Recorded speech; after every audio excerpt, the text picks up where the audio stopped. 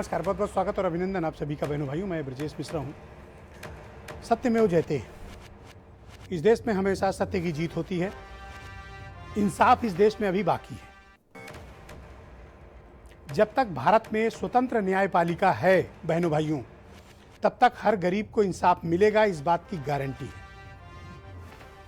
आज हाथरस की गुड़िया के प्रकरण पर इलाहाबाद उच्च न्यायालय की लखनऊ बेंच ने वो सत्य को साबित करके भी दिखाया कि लोगों का आज भी न्यायपालिका पर भरोसा क्यों है। हमारे देश में एक इंडिपेंडेंट न्यायपालिका का होना आवश्यक क्यों है।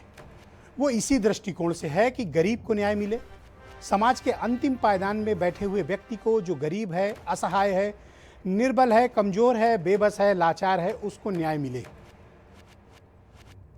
स्वतः संज्ञान लेते हुए लखनऊ बेंच ने जिस प्रकार से आज इस पूरे प्रकरण की सुनवाई की और 3 घंटे का समय इस पूरे प्रकरण को दिया बहनों भाइयों, वो अपने आप में बेहद महत्वपूर्ण, आवश्यक, संवेदनशील और भारतीय समाज के लिए बहुत आवश्यक कार्य है। कोर्ट ने सुनवाई के दौरान इमोशनल मूवमेंट्स भी देखे, तथ्यों का भी सामना किया, सवाल जवाब भी किए। प्रारंभ में इसके पहले हुई डिबेट्स में मैंने कुछ सवाल उठाए थे, घूम फिर कर कोर्ट में आज वही सवाल उठे। सवाल नंबर 1, बिना परिवार के अनुमति लाश क्यों जलाई गई? इसका जवाब ना तो जिलाधिकारी दे पाए, ना एडीजी दे पाए, ना डीजीपी दे पाए और ना एसीएस होम दे पाए। क्यों लाश जलाई गई? किसी के पास जवाब नहीं। बस एक जवाब, दंगा हो सकता था। जज साहब ने कहा कि लाश जलाए जाने के बाद भी तो दंगा हो सकता था। उसका भी जवाब उनके पास नहीं था। असंतोषजनक जवाब के साथ गए थे, बिना तैयारी के गए थे। इस बात का कोई संतोषजनक जवाब नहीं था कि लाश क्यों जलाई गई, वो भी बिना एक गरीब परिवार की। जज साहब ने जो मानवीय दृष्टिकोण अपनाया बहनों भाइयों, वो मिसाल है। मिसाल इस दृष्टिकोण से उन्होंने कहा, जज साहब ने, कि क्या किसी अमीर की बेटी के साथ आप इसी प्रकार का व्यवहार करते अगर उसकी मृत्यु इस प्रकार हुई होती तो? एक गरीब की बेटी को पेट्रोल डालकर उसकी चिता में आग लगाकर बिना परिवार वालों की सहमत किए आधी रात में पाप जो किया गया, क्या ये किसी अमीर की बेटी के साथ किया जा सकता था इस देश में? कोर्ट रूम में सन्नाटा छाया हुआ था।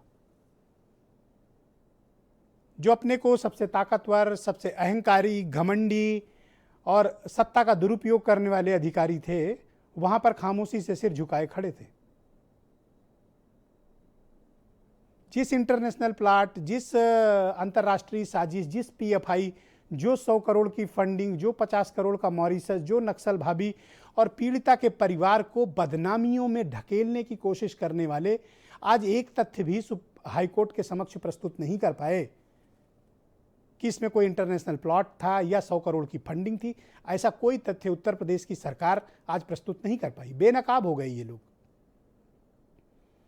मैं बार बार कह रहा हूं कि एक गरीब दलित परिवार को, पीड़िता के परिजनों को अगर न्याय मिल जाए तो किसी की छाती क्यों फटती है? किसी को बुरा क्यों लगता है कि अगर न्याय मिल जाए तो? सीबीआई इन्वेस्टिगेशन हो रहा है, दूध का दूध, पानी का पानी हो जाएगा, स्पष्ट होना चाहिए। जज साहब ने एक और महत्वपूर्ण प्रश्न किया बहनों भाइयों। उन्होंने कहा एक आला पुलिस अधिकारी से, मैं उनका नाम क्या लूं, सज्जन का, उनसे कहा कि ये बताओ तुम्हें कैसे पता कि रेप नहीं हुआ? डाइंग डिक्लेरेशन है, मेडिको लीगल रिपोर्ट है, इंजरीज भी दिख रही हैं, इसके बावजूद तुम्हें कैसे पता कि रेप नहीं हुआ? क्या इन्वेस्टिगेशन पूरी हो गई? अफसर ने जवाब दिया नहीं। तो फिर जज साहब ने कहा फिर तुमने कैसे मीडिया में स्टेटमेंट दिया कि रेप नहीं हुआ? तुम्हारे पास क्या तथ्य आधार है? वो सज्जन सिर झुकाए खड़े रहे, उनके पास कोई जवाब नहीं था। मैं हमेशा कहता हूं कि झूठ के तवे पर प्रोपोगंडा की रोटी सेकने वाले एक ना एक दिन बेनकाब होते हैं और उनकी दुर्गंध वाली जो सच है वो सामने आता है। एक गरीब दलित वाल्मीकि की बेटी को न्याय मिले, उसको न्याय मिलने से रोकने की कोशिशों में हर कोई बेनकाब हुआ है। अगर इस देश में स्वतंत्र न्यायपालिका नहीं होती तो आप कल्पना कर सकते हैं कि इस वाल्मीकि परिवार को न्याय मिलता? मुझे लगता है कि शायद नहीं मिलता। बामुश्किल सीबीआई जांच के आदेश हुए, सीबीआई ने इसकी जांच शुरू कर दी है और मुझे सीबीआई की जांच पर भरोसा है, क्योंकि सीबीआई का अपना काम करने का एक तरीका होता है। मुझे उम्मीद है कि सीबीआई उन आला अफसरों से लखनऊ में बैठे हैं उनको भी सम्मन करेगी, सम्मन करके उनसे पूछताछ करेगी, उनको इंटरोगेट करेगी। जो दूसरों का नार्को करा रहे थे, उम्मीद है सीबीआई उनका नार्को टेस्ट करेगी, तो वो बताएंगे कि उन्होंने किसके कहने पर लाश जलाई, सवाल नंबर 1। किसके कहने पर सबूत मिटाए, सवाल नंबर 2। किसके कहने पर तथ्यों के साथ छेड़छाड़ की, सवाल नंबर 3।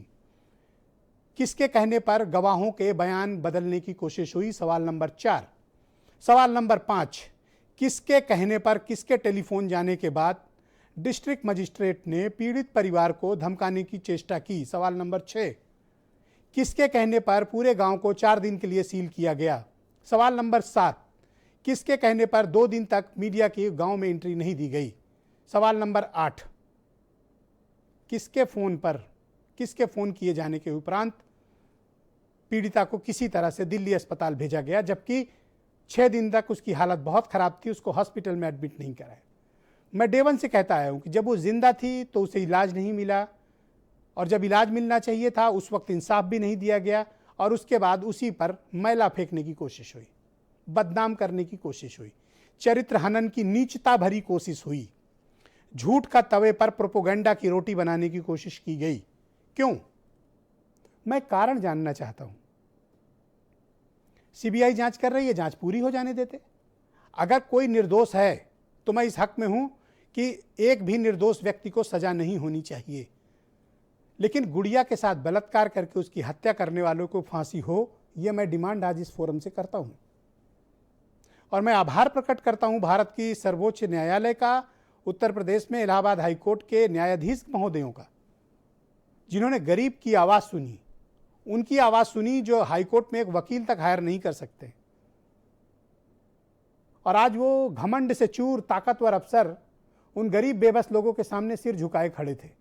लेकिन मैं फिर कह रहा हूं, इंसाफ अभी बाकी है, इंसाफ अभी होना बाकी है। जब तक जांच नहीं हो जाती, इसका ट्रायल नहीं हो जाता, अपराध सिद्ध नहीं हो जाता और चारों को फांसी नहीं हो जाती, तब तक ये संघर्ष, ये लड़ाई जारी रहेगी। निर्भया केस में भी बहुत वक्त लगा, 8 साल लग गया। इस केस में भी मुझे पता है कि समय लगेगा, लेकिन इंसाफ होना चाहिए। निर्दोष छूटे, लेकिन दोषी को फांसी हो, सार्वजनिक तौर पर फांसी हो, ताकि उनके कलेजे हिलें जो इनको बचाने की कोशिश कर रहे हैं। हमने एक समाज के तौर पर निर्लज्जता की सभी सीमाएं पार की हैं बहनों भाइयों, बदनाम करने में। वो लोग चिन्हित किए जाएं जो एक दलित परिवार, गरीब परिवार, जिसके समय 2 जून की रोटी का संकट, उनके परिवार को बदनाम करते हो कि उनको 100 करोड़ रुपए मिले। तुम्हें शर्म नहीं आई? जिनके पास कल क्या खाएंगे इंतजाम नहीं है, तुम उनको कहते हो कि वो पीएफआई के एजेंट हैं, तुम्हें शर्म नहीं आई? जिनके पास चलने का साधन नहीं है, जिनके पास अपनी बात कहने का मंच नहीं है, तुम उनको नक्सली कहते हो, तुम्हें शर्म नहीं आई? जो अपनी बात कहना चाहते थे, तुमने पैसे से उनका मुंह बंद करने की कोशिश की, तुम्हें शर्म नहीं आई? तुम डीएम भेजकर उनको धमकाते हो, उनको डराते हो, तुम्हें शर्म नहीं आई? और आज कोर्ट ने भी तुम्हें इतना डांटा, फिर भी तुम्हें शर्म नहीं आई? तो बेशर्मी के कितने चरित्र हो सकते हैं, आज ये इसका पर्दाफाश हुआ है। वो चेहरे बेनकाब हुए हैं जो हाथरस की गुड़िया को बदनाम करने की कोशिश कर रहे थे। आज न्यायपालिका के ऑब्जर्वेशन के बाद उनके खुद के मुंह काले हो गए हैं।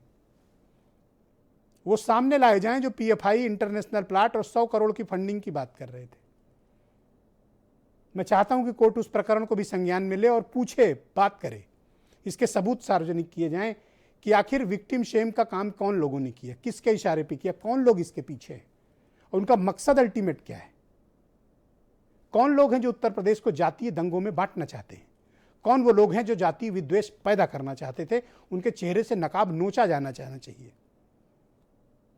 पीड़िता को इंसाफ मिलना चाहिए इस देश में, कि पीड़ितों पर आप लानत भेजेंगे, पीड़ितों को शर्मिंदा करेंगे, गरीबों को करेंगे।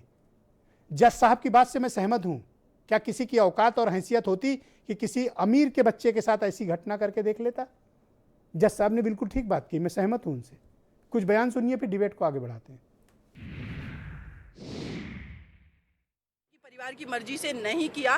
परिवार की मर्जी थी मॉर्निंग में 5 बजे के बाद, आपने रात में कर दिया। परिवार वहाँ मौजूद नहीं है और जो भी क्रिया, जो भी प्रोसेस होता है पूरा संस्कार का, वो नहीं किया है परिवार ने। तो ये तो क्लियर है कि आई थिंक, मुझे लगता है कि जिस तरीके का रुख था जज का, बेंच का, तो कुछ अच्छा ही बेटर होगा कि एक संदेश जाएगा। पीड़ित परिवार के लोगों से कोर्ट ने पूछताछ की है। पीड़ित परिवार के लोगों से कोर्ट ने पूछताछ की है। जो हमारे उच्च अधिकारी हैं उनसे कोर्ट ने पूछताछ की है। अभी कोर्ट अपना निर्णय देगी। मुकदमा अभी विचाराधीन है। 2 नवंबर की डेट है। परिवार ने बताया कि जबरन बेटी के शव को जला दिया, मूवी नहीं देखने दिया, हाथ पीले नहीं करने दिए। तो कहीं न कहीं जो परिवार पहले दिन से कह रहा था, वो आज माननीय न्यायालय के सामने उसने जो बातें रखी हैं, उससे योगी जी का जाति चेहरा, योगी जी का बलात्कारियों का प्रेम, योगी जी का अपराधियों को संरक्षण देने वाला चेहरा देश के सामने आया है। ऐसा सुनने में आया है कि परिवार ने सुरक्षा की बात कही है। परिवार ने इस केस को दूसरे राज्य में चलाने की बात कही है। परिवार ने इसमें मनगढ़ंत कहानियां न बनाई जाएं, इसकी बात कही है। और किस तरीके से उनको समय समय पे धमकाया गया प्रशासन के द्वारा, इसका भी माननीय न्यायालय के सामने उन्होंने बयान किया है। तो इसलिए फिर से हम सबको मिलके गुड़िया को न्याय दिलाने के लिए, और माननीय उच्च न्यायालय ने आज बहुत ही जबरदस्त तरीके से योगी सरकार को फटकार लगाई है। तो आज की डिबेट में मुझे ज्वाइन कर रहे हैं डॉक्टर मनोज मिश्रा, बीजेपी से हैं। सीबी पांडे साहब फॉर्मर जज हैं। थोड़ी देर में सीमा कुशवाहा, वो अधिवक्ता हैं सुप्रीम कोर्ट की, और निर्भया मामले को भी उन्होंने लड़ा है और गुड़िया का मामला भी वो हैंडल कर रही हैं। थोड़ी देर में हमारे साथ वो ज्वाइन करने वाली हैं। दीपक सिंह कांग्रेस से हैं, अब्दुल हफीज गांधी साहब समाजवादी पार्टी, रोहित अग्रवाल राष्ट्रीय लोकदल, और दीपक बाजपेयी आम आदमी पार्टी से, और वीरेंद्र सिंह जी हमारे स्टेट हेड। बहुत स्वागत, बहुत बहुत धन्यवाद। डॉक्टर मनोज मिश्रा, मैं कार्यक्रम की शुरुआत आपसे करना चाहता हूँ। आज जो कुछ भी कोर्ट में हुआ, आपकी पार्टी की तरफ से ये स्टेटमेंट था, सरकार के तरफ से ये स्टेटमेंट था कि ये एक इंटरनेशनल प्लॉट है, अंतर्राष्ट्रीय साजिश है, पीएफआई शामिल है, 100 करोड़ की फंडिंग हुई है और इसमें मॉरिशस से पैसा आया है, तमाम तरह की कहानियां बनाई गई। लेकिन आज जब कोर्ट में सुनवाई हुई तो उत्तर प्रदेश सरकार ने ये सब कोई बात नहीं रखी। मैं कारण जान सकता हूं कि कोर्ट के समक्ष आपने ये मामला क्यों नहीं प्रस्तुत किया?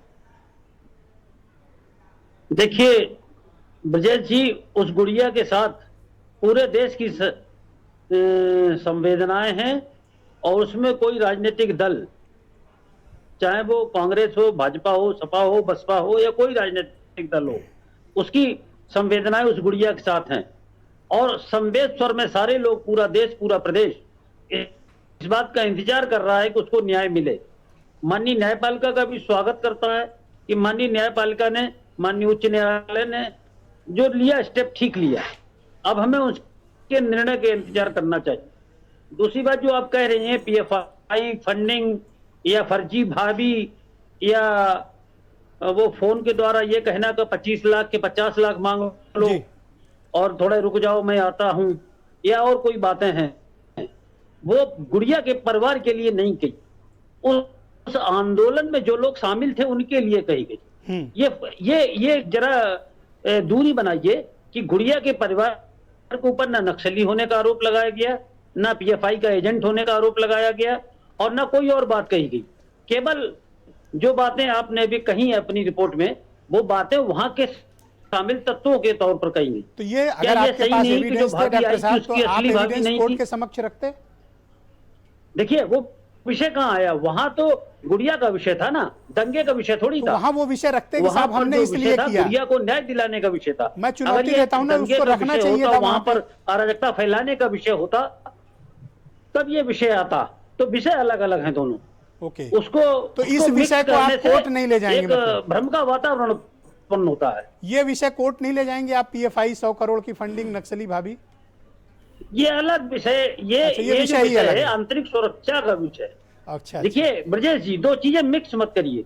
एक चीज ये है लेफ्ट हैंड साइड पर गुड़िया को न्याय, मिक्स तो आप कर रहे थे, दूसरी विषय अब आप रूल आउट कर रहे हो तो मैं क्या करूं मनोज? नहीं, रूल आउट नहीं कर रहे ब्रजेश जी, रूल आउट नहीं कर रहे। आप ईमानदारी से बताइए कि पीएफआई का एजेंट गुड़िया को किसने बताया? आप नाम लेके बताइए, उसमें क्या बात? आप डिबेट में ओपन है, सबको बताइए। हाँ बिल्कुल, ये 50 करोड़ या 100 करोड़ की बात आपकी गुड़िया सरकार के की परिवार तरफ के से लिए ये थोड़ी थी। स्टेटमेंट आए हैं और मेरे पास व्हाट्सएप मैसेजेस हैं। नहीं, ये गुड़िया आप के जब लिए नहीं कहेंगे है, मैं दिखा ये दूंगा। मैं सहमत नहीं हूं। नहीं, मैं कहा भी गया है, लगातार आपकी सरकार की टेलीविजन तरफ से देखता कहा हूं, गया अखबार पढ़ता है, हूं। आपकी सरकार की तरफ से चरित्र गुड़िया हनन किया परिवार गया से। है। आपका एडीजी एलो खुद कह रहा था कि रेप नहीं हुआ ये है। बात नहीं ठीक है।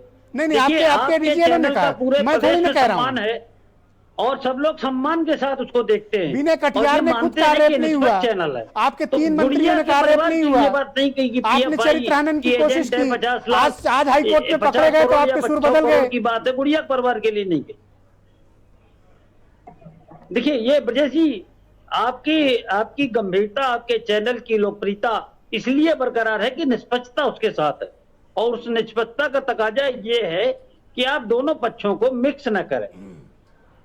मतलब अब आपके हिसाब से 2 पक्ष हो गए, गुड़िया का एक पक्ष हो गया और ये पीएफआई नक्सल और 100 करोड़ फंडिंग एक अलग विषय। ये दूसरा विषय। तो ये विषय कोर्ट नहीं गुड़िया जाएगा? के साथ न्याय दिलाने की एक बात बताइए, एक जो फोन टेप हुआ उसमें वो कह रहे हैं कि 25 लाख मत लेना, 50 लाख लेना, मैं आ जाऊंगा तब बात होगी। तो ये फोन टेपिंग किसने कराई थी? उत्तर प्रदेश सरकार ने कराई थी। ये किसी ने कराई हो, लेकिन ये विषय सही है कि नहीं है? फोन टेपिंग एक भाभी आई 3 दिन तक घर में फोन रही टैपिंग भारत और वही में भाभी मामी बन के या मौसी बन के गैर आगरा में कानूनी रही। काम क्या है। ये सही नहीं है? आप डॉक्टर साहब, बताइए। आप ये एक विद्वान, वेबसाइट बनी, वो सुन तो नहीं है, लीजिए मुझे। वेबसाइट पे ये बताया गया अरे सुन तो कि लीजिए। दंगा ऐसे करना, अराजकता ऐसे फैलानी, इससे बचने का तरीका तो है। ये बात आप क्या कोर्ट सही में नहीं क्यों है? नहीं आप बताइए कहते हैं? मुझे जी, ये सही नहीं है क्या? झूठी आप बात मुझे है बताएं, आप एक विद्वान व्यक्ति तो हैं। ये बातें मुझे आप आई बताइए, कोर्ट में, तो ये लड़की बात कोर्ट बच्ची में के कैसे साथ ना? न्याय दिलाने की बात आई, उस गुड़िया के साथ न्याय दिलाने की बात आई।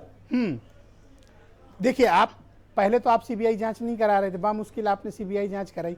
आज जो कुछ भी कोर्ट के भीतर हुआ, बहुत मुश्किल नहीं, सीबीआई जांच हुई जस्ट और कंप्लीट ये कर लेने दें। उत्तर प्रदेश की सरकार की सिफारिश पर मैं बहुत संयम से आपको सुन रहा हूं। मेरा एक का सवाल गठन सुन हुआ लें। कि नहीं हुआ? जो आप ये इंसाफ, बताइए। जो यह इंसाफ गुड़िया सरकार का को करना परिवार चाहिए, जो डॉक्टर कहता रहा, साहब, वो धाराएं जोड़ी गई कि नहीं जोड़ी गई? मान्यवर मेरी बात तो सुन लें। जो इंसाफ सरकार को करना चाहिए, पुलिस को करना जी हाँ। चाहिए था। आज इलाहाबाद हाईकोर्ट की लखनऊ बेंच बैठती है और 3 घंटे आपके अफसरों को ग्रिलिंग करती है। क्या ये आपको बात शर्मिंदा नहीं करती है? देखिए ब्रजेश जी, ये बात सही है कि जो हाई कोर्ट ने प्रश्न पूछे, माननीय हाई कोर्ट ने जो प्रश्न पूछे उसे पूछना चाहिए था। और जो आप मानवीय संवेदना की बात कर रहे हैं, उससे तो अपेक्षा है। जो लोकतंत्र के 4 स्तंभ हैं, न्यायपालिका, कार्यपालिका, विधायिका और प्रेस, इन चारों के संवेदनशील होना जरूरी है।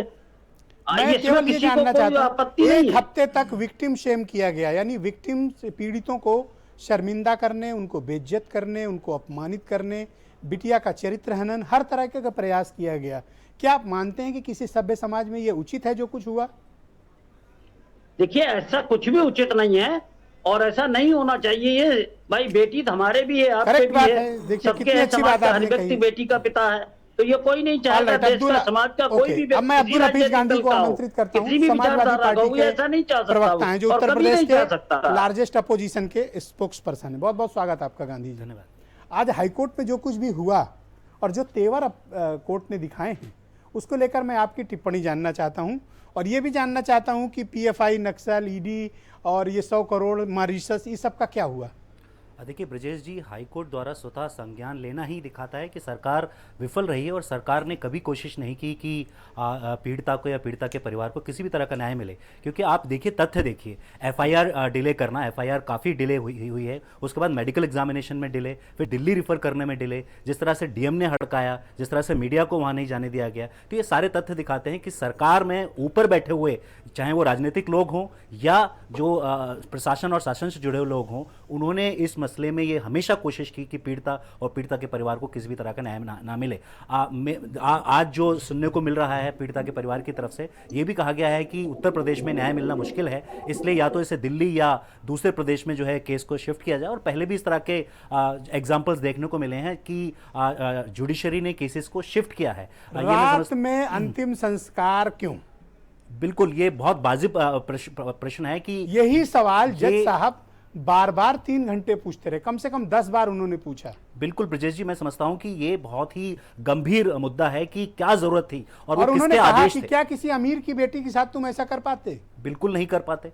मैं समझता हूं कि जिस तरह का प्रशासन और शासन ने करने की कोशिश की, कोई ना कोई ऊपर ऐसा व्यक्ति बैठा है जो पॉलिटिकल है और उसके इशारों पर ये हुआ है। क्योंकि क्या आप समझते हैं कि क्या कोई एसपी या एसएसपी या डीएम इस तरह से कर सकते हैं जब तक ऊपर से आदेश ना हो? क्योंकि मुद्दा बहुत संवेदनशील मुद्दा था। अगर ये रात के अंधेरे में किया गया तो सरकार कुछ ना कुछ छुपाना चाहती है। और तो सरकार क्रिमिनेशन का ऑर्डर किसने दिया? वही मैं जानना चाहता हूं सरकार से। अभी सरकार के प्रवक्ता और पार्टी के प्रवक्ता बैठे हुए हैं, ये बताएं ऐसा क्यों करने की कोशिश की गई? और जो हाईकोर्ट ने वाजिब सवाल उठाए हैं, क्या ये किसी अमीर की बेटी के साथ किया जाता? शायद सरकार नहीं करती। दीपक सिंह, आज जो कुछ भी कोर्ट में हुआ उस पर आपकी टिप्पणी में जानना चाहता हूं। और दूसरा, लाश जलाने का, मैं अंतिम संस्कार नहीं कहूंगा, वो अंतिम संस्कार नहीं है, वो लाश जलाई गई है।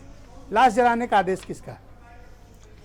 उत्तर प्रदेश में ब्रजेश जी बहुत सारी चीजें बदल गई हैं। गाना चलता था जब मांझी नाव डुबाए, उत्तर प्रदेश में है जब मांझी नाव डुबाए तो हाई कोर्ट न्याय दिलाए। उत्तर प्रदेश की सरकार पूरी तरह से अगर देखें तो रियासतीकरण तरफ बढ़ रही। जिस तरह से राजतंत्र चलता था उस तरह से लोकतंत्र चलाया जा रहा है उत्तर प्रदेश में, एक जातीय संगठन के माध्यम से।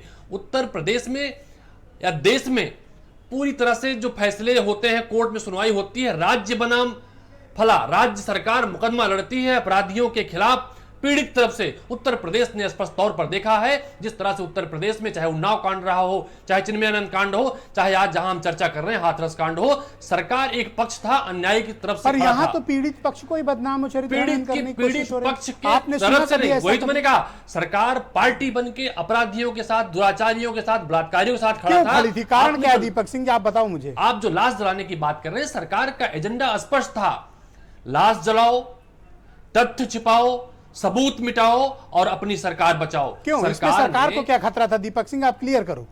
सरकार किसको बचाना पूरी चाह तरह रहे थे, से- ये आप क्लियर करो, मेक इट क्लियर।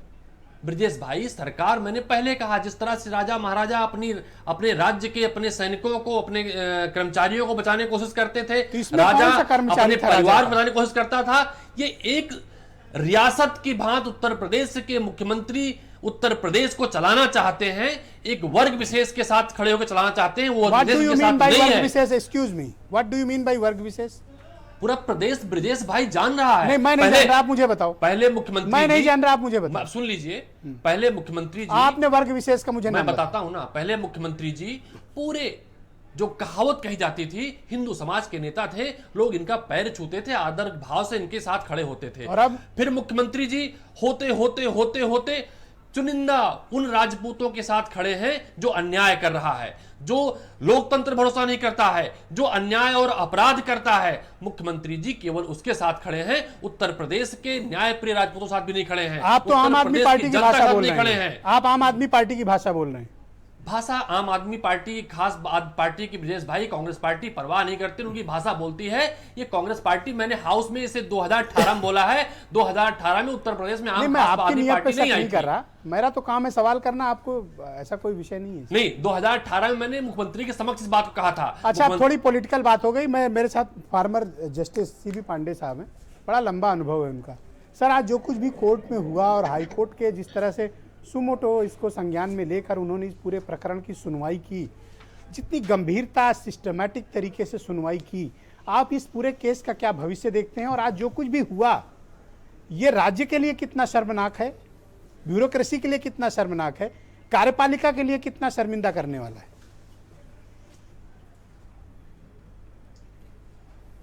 देखिए भैया जी, जो कोर्ट की जो जिम्मेदारी है ना, वो तो ये देखना है कि रूल ऑफ लॉ इस प्रदेश में चल रहा है कि नहीं देखना है। और रूल ऑफ लॉ क्या है कि जब कोई अपराध होता है, और ख़ास करके रेप के मामले, निर्भया केस के मामले में बहुत सारे निर्देश कोर्ट को दिए गए हैं और अथॉरिटी को दिए गए हैं निर्भया के मामले के बाद, कि बड़ी जिम्मेदारी के साथ इनको इन सारे मामलों को देखना। एक प्रोसीजर ले डाउन किया गया और सीआरपीसी में बहुत सारे प्रोविजन जोड़े गए हैं कि रेप के मामले में कैसे प्रक्रिया आपको अपनानी है। तो जब ये रेप जैसे गंभीर मामले में स्टेट को तो जो पीड़ित है उसके साथ खड़ी होना चाहिए। अब इस पूरे प्रक्रिया को आप देखें कि जब लगता था कि स्टेट की जो जिम्मेदारी है पीड़ित के साथ खड़ा होना, पीड़ित को न्याय दिलाना और जल्दी से जल्दी अभियुक्तों को दंड दिलाना, यही स्टेट की जिम्मेदारी है। स्टेट को अभियुक्तों को, कोई अगर सस्पिशियस भी पकड़ा गया अभियुक्त, उसको बचाने की जिम्मेदारी नहीं है, उसकी ये जिम्मेदारी है कि जो पीड़िता है उसको न्याय दिलाए। अब पीड़िता को न्याय दिलाने के मामले में अगर आप देखें तो जैसे ही इन पर राजनीतिक कुछ बौछारें होने लगी, राजनीतिक हमले होने लगे, तो ये पीड़िता के प्रति जो अपना दायित्व है उसको छोड़ के ये राजनीति, पूरा स्टेट जो है राजनीति का जवाब देने लगा। तो ये तो स्टेट का काम नहीं है कि ऐसे मामलों में आप राजनीति करें। जज साहब, मैं आपसे समझना चाहता हूँ, इस पूरे प्रकरण में विक्टिम शेम की कोशिश हुई, चीफ मिनिस्टर, विक्टिम का चरित्र हनन करने की कोशिश की गई, उनको बदनाम करने की कोशिश की गई, और आज कोर्ट के समक्ष वो तथ्य नहीं रखे गए, जो कुछ और तथ्य रखे गए।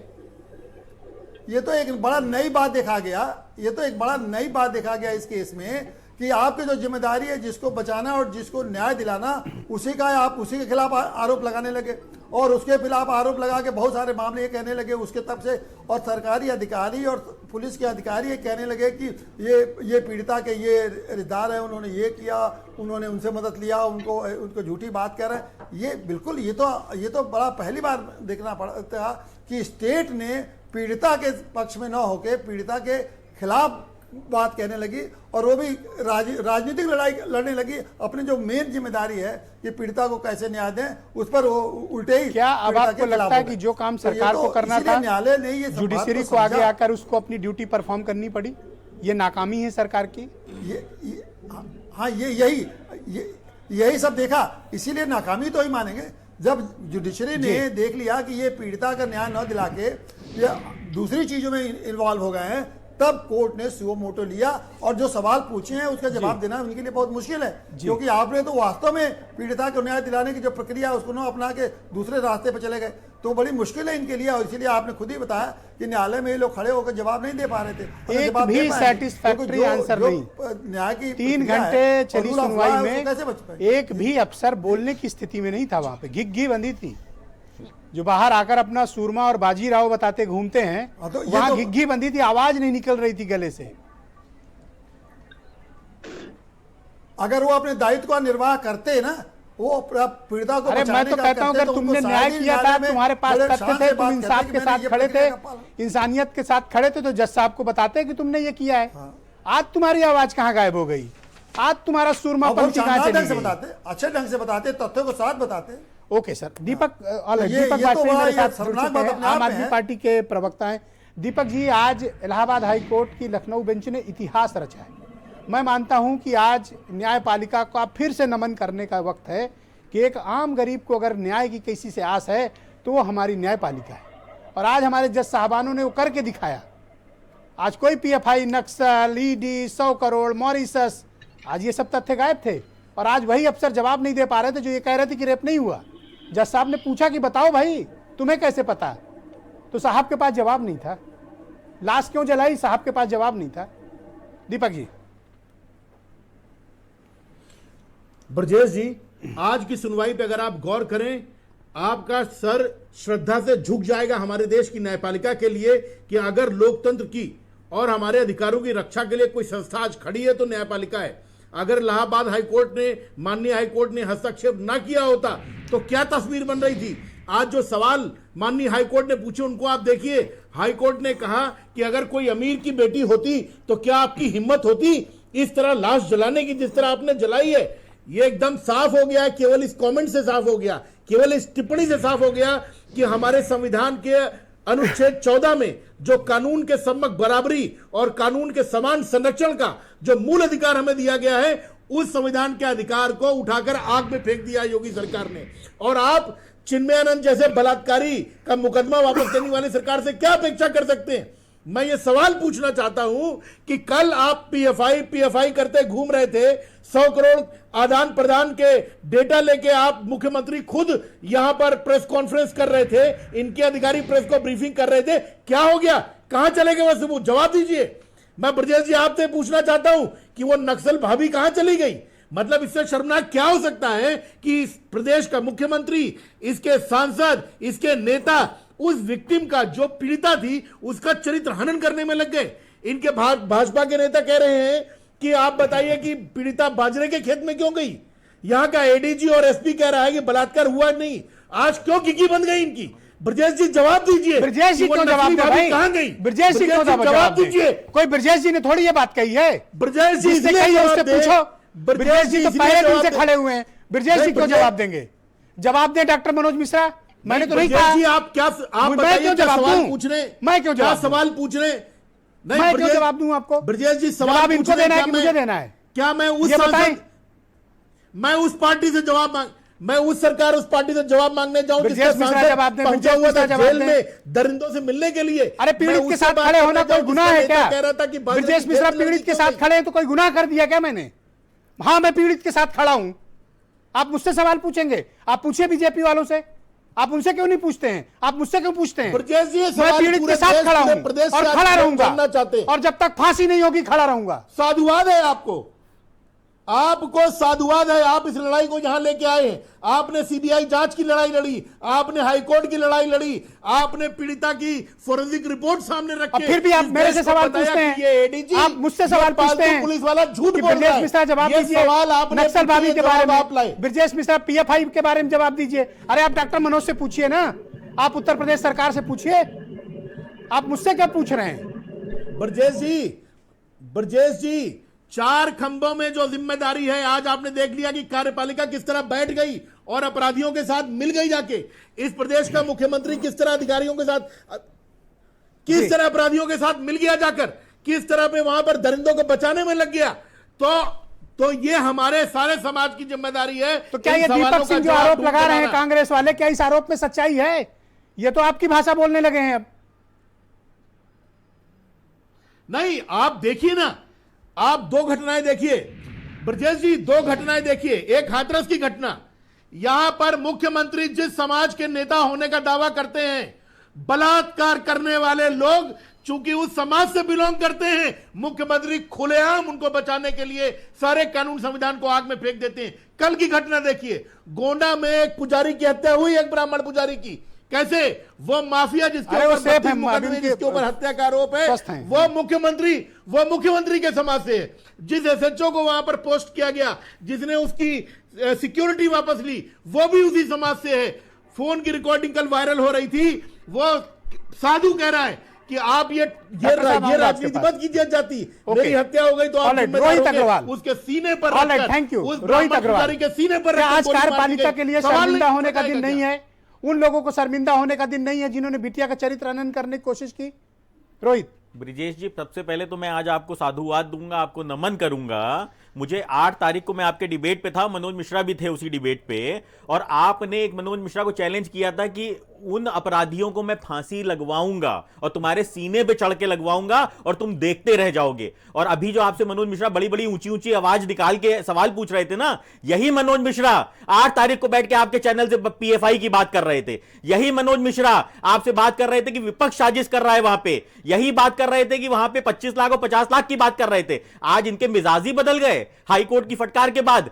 आज ब्रिजेश जी आपका चैनल ना होता तो इन्होंने तो आधी रात को सबूत मिटा दिए थे, लाश जला दी थी। जैसा आपने कहा, बिल्कुल यह दाह संस्कार नहीं था, क्योंकि इनको जवाब देना चाहिए कि आधी रात को कौन सा दाह संस्कार होता है। इन्होंने तो सबूत मिटाए थे आधी रात को, और इन्होंने जो सीबीआई की इंक्वायरी करने में भी जो देरी की है, उसमें भी इन्होंने सिर्फ सबूत मिटाने का काम किया है, इसके अलावा कुछ नहीं किया है। 8 तारीख के डिबेट में हमने आपसे यही बात की थी। टिप्पणी के बाद कम से कम मैं अपेक्षा करता हूं कि उत्तर प्रदेश सरकार 4-5 अफसरों को सस्पेंड कर दे।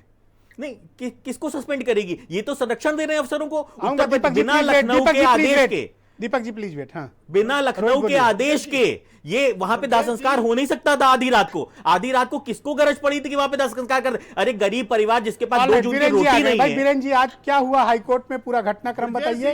1 मिनट दीपक भाई प्लीज, दीपक भाई प्लीज। ब्रिजेश जी, गरीब परिवार जिसके पास 2 जून की रोटी नहीं बीरेन है, जी, जब हमारे कोर्ट के नेता आज वहां के पे न्याय तेवर के दिलाने बाद- गए तो लाठी चलाई थी इन्होंने। Thank you. कोर्ट के आज के तेवर के बाद क्या सरकार में संदेश गया, समाज में क्या संदेश गया, राजनीतिक दलों में क्या संदेश गया, पीड़ित के परिजनों को कितनी उम्मीद बंधी कि उनको न्याय मिलेगा, इंसाफ मिलेगा?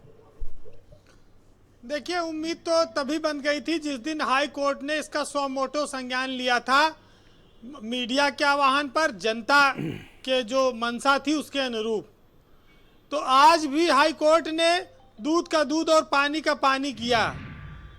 जो अधिकारी सरकार में बैठकर बलात्कार की बात को नकार रहे थे, जो अधिकारी पीड़ित पक्ष को तमाम सारे आरोप लगा रहे थे, आज उनकी बोलती बंद हो गई।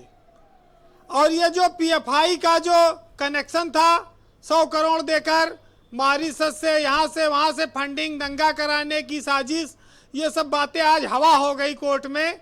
इन पर कोई बात सरकार के किसी अधिकारी ने नहीं रखी। ये जवाब देने की स्थिति में नहीं थे जो रोज मीडिया में खबरें प्लांट कराते थे। आज नक्सल भाभी भी कहीं नहीं दिखी, उसकी भी चर्चा अफसरों ने नहीं की। तो ये सरकार को कितना गुमराह कर सकते हैं, उत्तर प्रदेश की जनता से कितना सच्चाई छुपा सकते हैं, ये अधिकारी सरकारों का कितना नुकसान करते हैं, आज ये कोर्ट में दिखा। ये बड़ा दुर्भाग्य है कि राजनीतिक दलों को, राजनेताओं को हर 5 साल में जनता के सामने इम्तिहान देना पड़ता है, लेकिन सत्ता में आने के बाद ये अधिकारी सरकारों को इतना बदनाम करा देते हैं और सरकार चाह कर भी उन पर कोई कार्रवाई नहीं कर पाती। बीजेपी जैसी पार्टी, इतना बड़ा देश का संगठन जिसके करोड़ों करोड़ कार्यकर्ता कई राज्यों में मुख्यमंत्री हैं, सरकार है, वो यूपी जैसे बड़े स्टेट में बीजेपी के सरकार में कुछ अधिकारी उस पर कब्जा जमाए बैठे हैं। संगठन के लोगों को रिरियाना पड़ता है उनके आगे, वो उनका तिरस्कार करते हैं। बीजेपी कार्यकर्ताओं का अपमान होता है, विधायकों का अपमान होता है, उनके काम नहीं होते। ये सिर्फ ब्यूरोक्रेसी और अफसरशाही की वजह से है, और आज ये जो किरकिरी हुई है ये भी उसी की देन है। और ब्रजेश जी, मैं एक बात तो ये कहूंगा कि ये जो हाथरस में 100 करोड़ भेजकर दंगा कराने वाली थ्योरी थी, ये उसी तरह से थी। आपको याद होगा विधानसभा में खटमल मार पाउडर निकला था और उसको RDX बता दिया था इन्हीं अफसरों ने। उसको चपरास बोलते हैं, जिससे लकड़ी की चेयर वगैरह की पॉलिश की जाती है। उसको RDX बता के सनसनी फैला दी थी। तब योगी जी नए नए मुख्यमंत्री बने थे, और ये फंडिंग 100 करोड़ की उसी तरह की है। तो ये सबसे बड़ी बात ये है कि सरकार कितना, अफसर सरकार से कितना झूठ बोलवाएंगे। और उत्तर प्रदेश में तो ये सब काम अफसर कर लेते हैं, पॉलिटिकल लीडरशिप इसको मॉनिटर नहीं करती कि उनसे गलत काम कराया जा रहा है। इतना क्या, मतलब ये तो सरेंडर करने वाली भाषा हुई। देखिए, मैं कह रहा हूं, जब संगठन उपेक्षित हो जाएगा, जब कार्यकर्ताओं की नहीं सुनी जाएगी, तो कौन राय देगा? लीडरशिप अफसरों से घिर जाती है जब, तो फैसले सच नंगी आंखों से भी वो नहीं देख पाती। और जैसे सरकार जाएगी, एक को अफसर पूछने नहीं जाएंगे। जो मक्खियां भिनभिनाती हैं गुड़ देखकर, ये गुड़ जहां खत्म हुआ तहां आपके और हवा का रुख भी हो तब भी नहीं उड़ेंगी। तो ये बहुत विचित्र दुनिया है, और जो लोग सत्ता के शीर्ष पर बैठे हैं वो शायद इसको समझें। देखिए, जिन अफसरों ने झूठ बोला, सरकार की किरकिरी कराई, आज DM, SP, ADG सबको लताड़ लगाई कोर्ट ने, और कहते हैं कि आप लखनऊ में बैठ के जान लेते हो बलात्कार नहीं हुआ। वाह, कौन सा थर्मामीटर है आपके पास? कौन सी जांच आपके पास है? तो अफसर महोदय ने क्या कहा? उनके पास सिर्फ माफी मांगने के अलावा और कोई रास्ता नहीं था। पूरे प्रदेश में बड़े बड़े अपराधियों को मार गिराने का दावा करने वाले लोग अदालत में जाकर भीगी बिल्ली बन जाते हैं। जो एक महिला की इज्जत आबरू, एक बेटी के सम्मान के खिलाफ बोलते थे, वो आज वहां पर हाथ जोड़े खड़े नजर आए। बहुत बड़ी बात कह दी वीरेंद्र जी ने, है ना जी। देखिए, सरकारों को चाहिए और अफसरों के लिए है कि झूठ बोलना पहली बार तो आसान हो सकता है, पर बाद में सिर्फ परेशानी देता है। और अगर सच पहली बार में बोल दिया जाएगा वो कठिन होता है, लेकिन हमेशा के लिए आराम देता है। लाख टके की बात है ये। लेकिन ये बात जब ये लोग समझ ले तब जानिए, क्योंकि कई बार देखिए मजबूरी में भी झूठ बोलने पड़ते हैं, लेकिन इस कलयुग में पर बीजेपी संगठन खुलकर ये बात कहता क्यों नहीं है लीडरशिप से, सरकार से, कि भाई आप ये क्या हो क्या रहा है? अगर संगठन में परेशानी है, संगठन इसको गलत महसूस करता है, संगठन ये मानता है कि गलत तरीके से हैंडल किया गया, तो संगठन सरकार से कहता क्यों नहीं, बात क्यों नहीं करता? नहीं करता है, लेकिन जब कोई सुनवाई हो तब ना। अब विधायक का कुर्ता फाड़ दिया गया, आपको मालूम है कौन जाएगा कुर्ता फड़वाने और चप्पल खाने? जब आप तो ऐसी बात बोलते हैं, मैं क्या कहूँ अब इस पे। नहीं, ये तो वानगी है, देख लीजिए हर जिले में। तो संगठन के सामने कितनी बड़ी चुनौतियां हैं कि अफसरों की गलतियों को वो कितना लिपापोती करें। थाने में घूस ली जाए, तहसील में ली जाए, जिले में थाना बेचे, एसपी पाटीदार वसूली करे, सब संगठन लिपापोती करे। जिस पार्टी ने अंत्योदय की नाम दिया हो, जिसका प्रधानमंत्री ईमानदारी के लिए पूरे देश में जाना जाता हो, जिसके मुख्यमंत्री की ईमानदारी की कस्में खाई जा रही हो, उसका एसपी डकैती डलवा रहा हो, तो क्या मानेंगे आप? तो आज जो कुछ भी कोर्ट में हुआ, सरकार में क्या संदेश गया? कुछ कार्रवाई वगैरह होगी या फिर अभी लीपापोती अभी भी जारी रहेगी? देखिए, कार्रवाई थानेदार और सिपाही और चपरासी पे होती है, और बहुत ज़्यादा तो आईपीएस पे होगी। आईएएस पे तो ये सरकार कार्रवाई करती नहीं। महोबा में एसडीएम अवधेश तिवारी पाद तक कोई कार्रवाई हुई नहीं। मैं तो कहता हूँ प्रवीण लक्षकार पर भी कोई प्रवीण कार्रवाई नहीं। लक्षकार पे कोई कार्रवाई हुई? इस आदमी को तो जेल में डाल देना चाहिए। रुपेश कुमार के यहाँ एसडीएम धरने बैठा था, कोई कार्रवाई हुई? कहीं कोई कार्रवाई नहीं होगी जी। ये तो सब अपनी सुविधा के अनुसार कार्रवाई होगी। देखिए, जब नियम कानून बनाने वाला सब आईएएस अफसर है, तो आईएएस अफसरों पर कार्रवाई नहीं करता है। पुलिस वालों पर, आईपीएस अफसरों पर तो कार्रवाई देर सवेर हो ही जाती है। जी बीरेन जी, देखिए, आज अफसरों की अगर दलील मानी जाए तो उसके लिए ये लाइनें बहुत सटीक हैं कि कातिल की ये दलील भी मुंसिफ ने मान ली कि मकतूल खुद गिरा था खंजर की नोक पर। वाह, है ना। और मेरे एक साथी हैं, प्रसिद्ध पत्रकार हैं राजकुमार सिंह, आजकल लखनऊ से बाहर हैं। उनकी एक रचना है, मैं आज पढ़ूंगा जी, कि वो चाहता है कि उसकी हर बात को सच माना जाए। मैं कहता हूं कि पहले उसे ठीक से जाना जाए, और सच खुद ब खुद सामने आ जाएगा सूरज की तरह, और पहले झूठ के सौदागर को तो पहचाना जाए। बहुत बहुत शुक्रिया वीरेन जी, आपने बहुत ऊंची बात कह दी। बहुत बहुत धन्यवाद आपका। डॉक्टर मनोज मिश्रा, मैं आपका रुख करना चाहूँगा। पीड़ित के परिजनों ने आज कोर्ट में 3 मुख्य रूप से मांगे रखी। पहली ये कि उन्हें सुरक्षा दी जाए, दूसरा इस पूरे मामले का जो ट्रायल है या दिल्ली या मुंबई में ट्रांसफ़र कर दिया जाए, और तीसरा पूरे इन्वेस्टिगेशन को पब्लिक डोमेन में ना रखा जाए, ताकि किसी का चरित्र हनन ना हो सके या किसी को तरीके से किसी प्रकरण को, जांच को प्रभावित न किया जा सके। इन तीनों विषयों पर सरकार को कोई आपत्ति है मांग मानने में? देखिए ब्रजेश जी, मैं धैर्य से सुन रहा था, और मैं एक मिनट में सबको जवाब दे दूं, उसके बाद आपकी बात का जवाब दूंगा। मुझे समझ उस पीड़ित परिवार को जवाब दे दो पहले मनोज मिश्रा जी। एक सेकंड, पीड़ित परिवार पूछ रहा है। रोहित जी प्लीज, आई रिक्वेस्ट दे देंगे रोहित जी प्लीज, वो भी दे देंगे। सब लोग शांत हो, डॉक्टर मनोज मिश्रा बोलेंगे। गो अहेड डॉक्टर साहब। हमारे कांग्रेस के मित्र बहुत बढ़ चढ़ के बातें कर रहे थे, और ये इनका गुस्सा जायज भी है। ये अन्याय कहीं हो तो गुस्सा जायज है, लेकिन ये इनका गुस्सा राजस्थान में ठंडा पड़ जाता जाके। गोंडा में प्रियंका जी राहुल, गोंडा में क्या हुआ था? अरे अपने उत्तर प्रदेश की बात करो, जहां सरकार में हो वहां पर पीड़ित पक्ष ने अपनी बात रख दी है। शर्मिंदगी वाली बात मत कीजिए। उत्तर प्रदेश शर्मिंदा हो, सच बोलना सीखिए। डिबेट उत्तर प्रदेश में हो रही, राजस्थान में घटनाक्रम ने खुद पीड़ित पक्ष ने कैमरे सामने आके चीजें बता दी है। राजस्थान में पीड़ित पक्ष ने कैमरे के सामने आकर बता दिया है। आज उत्तर प्रदेश की घटना ने, उत्तर प्रदेश में आज आपको डांट पड़ी है, आपके सरकार के अधिकारियों को फटकार पड़ी है। अगर योगी आदित्यनाथ जी में नैतिकता है, आज नैतिकता के आधार पर इस्तीफा दें, गोरखपुर लौट जाएं, कुछ पाप कम हो जाएंगे। सच बोलना सीखिए। अगर राजस्थान में हुआ था तो गोंडा में क्या हुआ था? आज परिवार सरकार के खिलाफ हाथरस में बयानबाजी कर रहा है। राजस्थान का परिवार कांग्रेस सरकार की तारीफ कर रहा है। बेशर्मी वाली बात भारतीय जनता पार्टी के ऊपर से लेकर नीचे तक भरी पड़ी है। अरे शर्मिंदगी करो, विस्फोटक है, कोई फायदा नहीं। विधानसभा में जो मुख्यमंत्री ओके, थैंक यू, पीड़ित के साथ खड़ी हो, दीपक जी प्लीज, अन्यायी के साथ खड़ी हो, उस भारतीय जनता पार्टी के प्रवक्ता से देश उम्मीद नहीं कर सकता। आपसे सच बोलने की प्रदेश नहीं करता। सच बोलना सीखिए, अन्याय के साथ मत खड़े होइए।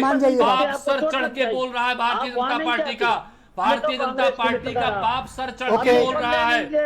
एक सेकंड दीपक जी प्लीज, ये बोलने लगे दीपक जी ये बोल प्लीज, रहे थे तब मैं आई रिक्वेस्ट यू भाई इनसे कहिए प्लीज, सच बोले, हाँ प्लीज 1 मिनट बोले। डिबेट मत खराब करो, मैं कह रहा हूँ रिक्वेस्ट है सच सर। बोले। ओके अन्याय होगा सबकी आवाज बंद, केवल डॉक्टर मनोज मिश्रा की आवाज है। डॉक्टर मनोज मिश्रा बोलिए आप। श्रीमान मुलायम सिंह जी ने क्या कहा था कि रेप पर फांसी क्यों, लड़के हैं लड़कों से गलती हो जाते हैं। ओके ये अभी अखबार किसी ने मेरे पास कटिंग भेजी है। ओके, आम आदमी पार्टी को जवाब दीजिए क्या आप। उस पर ये सहमत है कि नहीं है? इस बयान पर समाजवादी पार्टी अपना हाँ, मैं इनसे स्टैंड जवाब ले स्पष्ट लेता करता हूँ है, अभी। तो माना जाए कि नारियों के सम्मान के लिए ओके। Samajwadi party Next। के मुस्तुद्दीन समाजवादी पार्टी ब्रजेश छोड़ जी। देते। हाँ, मैं आता हूँ, दीपक भाई आता हूँ, सिंह जी प्लीज। का ये बयान आया था तो हाँ। तो आप उस दिन उनका बचाव कर रहे थे। नेक्स्ट देखिए तीसरी बात यह है कि आपका आचरण कैसा है, ये आपके व्यवहार में प्रदर्शित होना चाहिए। आपका व्यवहार समय समय पर बदलता है। अब मेरे सवालों का आप effective जवाब, देखते हैं। मैंने भी कुछ आप सवाल जब किए थे सरकार में आपसे। होते तो आपका आचरण ये ओके। होता है कि 2 बालिकाएं बदायूं में मार डॉक्टर साहब, आप मामले को, मेरे पास इतना वक्त नहीं है ना, बाकी लोगों को भी मुझे समय देना है। अपनी बात कंक्लूड करें आप प्लीज। दूसरी बात ये बोलने कहा दिया ब्रजेश जी, ये आप बात कांग्रेस की कंक्लूड मित्र करें सर, लगातार टाइम बहुत बोलते कम रहे। बचा है मेरे पास, प्लीज कंक्लूड करें। देखिए ब्रजेश जी कि जो मांगे पीड़ित परिवार की हैं उनको संज्ञान लिया जाएगा, और अभी एक आप इंतजार और करिए कि जो कोर्ट का निर्णय आएगा उस निर्णय से बहुत चीजें बनी होंगी। ओके, अब्दुल हफीज गांधी साहब। ओके, अब्दुल हफीज गांधी गो हेड। ओके, अब्दुल हफीज गांधी गो हेड। 3 मांगे रखी हैं, अभी तक सरकार ने उस पर सहमति नहीं दी। देखिए, मैं समझता हूं कि उत्तर प्रदेश के अंदर न्याय आज तो पॉसिबल बात नहीं ही है, हुई है। इसलिए जो आज पीड़ित तो परिवार बात की ही मांग हुई है है, कि एकदम केस आप को जो है चाहते हैं दूसरे कि राज्य में 10 ट्रांसफर कर दिया आ जाए, जाए, ऐसा थोड़ी ये होता, मैं लेकिन समझता हूं कि ये सरकार को ये मांग मान लेनी चाहिए, नहीं तो न्यायपालिका इस पर कोई ना कोई निर्णय जरूर लेगी। और मैं ठोक बजाकर ये बात कह रहा हूं कि जिस तरह के तथ्य सामने आए हैं उनमें उत्तर प्रदेश के अंदर अगर कार्रवाई होती है तो इसमें पीड़िता को जो है न्याय मिलने की पॉसिबिलिटी नहीं है, इसलिए इसको जो है केस को दूसरे राज्य में ट्रांसफर किया जाना चाहिए। दूसरा, भारतीय जनता पार्टी हमेशा जो है वो अभियुक्तों के साथ, अपराधियों के साथ खड़े हुआ है। कठुआ आप मत भूलिएगा, चिन्मयानंद मत भूलिएगा, जो उन्नाव रेप कांड है उसमें मत भूलिएगा। जब तक हाईकोर्ट सख्त नहीं हुआ था तब तक भारतीय जनता पार्टी कुलदीप सेंगर का साथ दे रही थी। तो ये अपराधियों का साथ देने वाले हैं, ये बलात्कारियों का साथ देने वाली पार्टी है। कठुआ में आपके मंत्रियों ने अभियुक्तों के लिए रैली निकाली थी, उनके सपोर्ट में। कठुआ को ये परिवार नहीं भूल सकता। सीबी पांडे साहब, थैंक यू। आपके एमएलए, आपके मंत्री जो है Pandey ji, thank you, thank you. Alright, thank Bharatiya you. Janata Party हमेशा बलात्कारियों को ओके, सपोर्ट इन लोग की करने वाली आवाजें बंद पार्टी है। करिए अगर ये चुप नहीं हमेशा होते आपने तो। दागी प्रत्याशियों को टिकट ओके, सीबी पांडे साहब, अब कल सुप्रीम कोर्ट में सुनवाई होनी है, आज कोर्ट का ये ऑब्जर्वेशन, अब आपको क्या लगता है कि कोर्ट इस मामले में कोई और अतिरिक्त इंटरवीन करेगा? ऑलरेडी सीबीआई इन्वेस्टिगेशन हो रही है। देखिए, जो सीबीआई का जो इन्वेस्टिगेशन चल रहा है वो भी तो एक सेंट्रल गवर्नमेंट का ही है, स्टेट के बाहर की एजेंसी इन्वेस्टिगेट कर रही है। अब कल सुप्रीम कोर्ट में लगा, सुप्रीम कोर्ट ने उत्तर प्रदेश के गवर्नमेंट हाई कोर्ट का स्टेटस रिपोर्ट मांगा है। अब हाई कोर्ट में जो आज की कार्रवाई हुई है उसके सारे ऑर्डर्स जो है सुप्रीम कोर्ट के सामने रखे जाएंगे और स्टेट बताएगा कि सुप्रीम हाई कोर्ट में ये बातें हुई हैं, ये ऑर्डर हाई कोर्ट ने पास किया है। उस ऑर्डर के बाद अगर सुप्रीम कोर्ट ये समझता है कि इस मामले को हाई कोर्ट से मंगा के सुप्रीम कोर्ट में सुनवाई करे तो सुप्रीम कोर्ट को पूरा पावर है कि इस मामले को अपने यहाँ मंगा alright sir, thank you sir. मामले को अपने स्तर से सुने। Thank you sir. यस, अब दीपक उसमें वाजपेयी, आप कुछ मेंशन कर रहे थे, प्लीज गो हेड। हाँ ब्रजेश जी, देखिए आज की सुनवाई पे अगर आप नजर डालेंगे तो आपको साफ साफ दिखाई दे जाएगा कि एक सिस्टमेटिक तरीके से, सोचे समझे तरीके से मुख्यमंत्री के निर्देश पर सबूत नष्ट किए गए हैं। जो लाश जलाना है वो उसके क्रम में है। एडीजी का ये बयान कि रेप नहीं हुआ ये इसी क्रम में है। एसएसपी का ये कहना कि रेप नहीं हुआ इसी क्रम में है। भारतीय जनता पार्टी के नेताओं ने जिस तरह से पीड़िता के चरित्र पर उंगली उठाई है इसी क्रम में है। तो सरकार अपराधियों के साथ खड़ी हुई है, न्याय की कोई उम्मीद नहीं है। तो ऐसे में जो आज हाईकोर्ट ने बात कही है उसमें 201 आईपीसी में मुकदमा दर्ज होना चाहिए साक्ष्यों को नष्ट करने का। और जो आज डिस्ट्रिक्ट मजिस्ट्रेट ने बात कही है किसके निर्देश पे किया गया, यानी मुख्यमंत्री को खुद अभियुक्त बनाया जाना चाहिए। यहां पर जो साक्ष्य नष्ट रोहित करने की अग्रवाल, कोशिश गो हेड, की, आप कोई लाश पॉइंट जलाने के मेंशन लिए। कर रहे थे, गो हेड। देखिए ब्रिजेश जी, जिस तरीके से इन्होंने विपक्ष के नेताओं के ऊपर अत्याचार किया, जब हमारे नेता वहां पे पीड़ित परिवार के साथ खड़े हुए थे तो उनके ऊपर लाठी चलाई और जन सैलाब आज रोडों पे उतरा। हमने देखा किस तरीके से मथुरा में आज जन सैलाब आया उस पीड़ित परिवार के समर्थन में, जयंत चौधरी के समर्थन में। इनको शर्म आनी चाहिए भारतीय जनता पार्टी को, किस तरीके से ये एक पीड़ित बच्ची को इन्होंने किस तरीके से उसकी लाश को दफा दफा किया और किस तरीके से क्या चैनल में बैठ के झूठ बोलने का काम कर रहा है। साथ सीमा कुशवाहा जी जुड़ चुकी हैं। सीमा कुशवाहा जी परिचय की मोहताज नहीं है। निर्भया केस इन्होंने लड़ा, पीड़ित पक्ष को न्याय दिलवाया, दरिंदों को फांसी कराई और इस पूरे प्रकरण की सबसे अच्छी बात यह है कि इस केस को भी सीमा कुशवाहा डे 1 से टेकअप कर रही हैं। मौके पर भी गई थी, पुलिस के साथ इनकी झड़प भी हुई थी, इनको रोकने की कोशिश, इन्हें अपमानित करने की कोशिश हुई थी। उसके बावजूद ये झुकी नहीं और आज भी पीड़ित परिवार के साथ खड़ी हैं और उनके लिए फ्री में ये मुकदमा लड़ रही हैं और आज ये लखनऊ में मौजूद भी हैं और ये रात में मूव करेंगी। सुप्रीम कोर्ट में भी इनकी इस पूरे प्रकरण की सुनवाई है और इन्होंने भारत समाचार के लिए समय निकाला। मैं आपका बहुत शुक्रिया अदा करता हूं सीमा जी। सबसे पहले हमारे दर्शकों को और पैनल में बैठे गणमान्य अतिथियों को ये बताइए कि कोर्ट में आज क्या हुआ।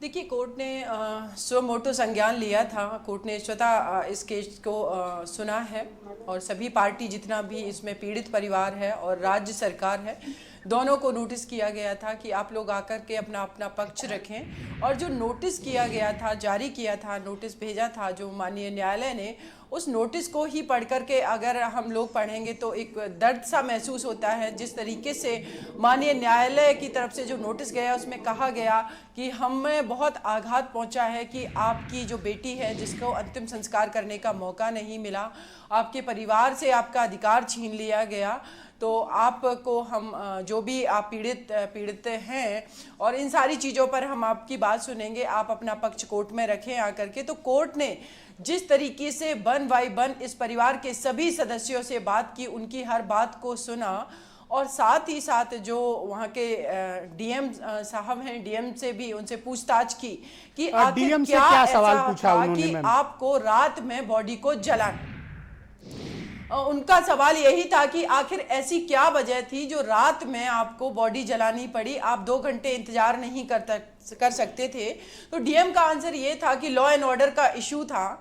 जबकि मैं आपको बताऊं, इस पूरे केस को मैं देख रही हूं, परिवार से भी बात हुई है और वीडियो भी बहुत सारे जारी हुए हैं।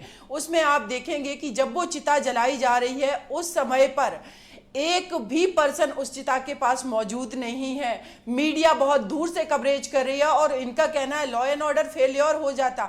हार्डली उस परिवार के जो रिलेटिव्स थे मुश्किल से वहां 40 से 50% मौजूद होंगे और जो पुलिस की संख्या थी वो करीब 200 से 300 के बीच में थी। तो जब डीएम ये जवाब कोर्ट को दे रहे थे तो कोर्ट उनके बयान के जवाब से विरोध किया, कितना संतुष्ट और असंतुष्ट थी? देखिए, कोर्ट बिल्कुल भी संतुष्ट मुझे नजर नहीं आ रही थी। कोर्ट का बार बार ये कहना था कि लॉ एंड ऑर्डर ठीक करना आपका काम है। इसका मतलब ये नहीं है कि किसी भी व्यक्ति के मौलिक अधिकारों का आप इस तरीके से हनन करेंगे, ये आपको अधिकार किसी ने नहीं दिया है। और कोर्ट बार बार पूछने की कोशिश कर रही थी कि क्या कोई कॉल लखनऊ से आया था, उनके गाइडेंस में आपने ये स्टेप उठाया। तो डीएम साहब इसको नहीं एग्री कर रहे थे कि नहीं, ये हमारा तो ये फैसला किसका था कि लाश जलाई जाए? ऑर्डर मेंटेन करना हमारा काम। बिल्कुल ये कोर्ट ने पूछा और साथ ही साथ देखिए एक बहुत बड़ी बात मिश्रा जी कोर्ट ने आज कही है कि क्या किसी बहुत ही रिच फैमिली की बेटी होती, किसी की भी इस तरीके से डेड बॉडी होती, पैसे वाले खानदान परिवार की, तो क्या आप हिमाकत करते इस तरीके से बॉडी जलाने की? आपने डेथ सर्टिफिकेट नहीं दिया, आपने उस परिवार को मेडिकल रिपोर्ट नहीं दी, आपने उस बेटी को जला दिया, वो भी केरोसिन डाल करके।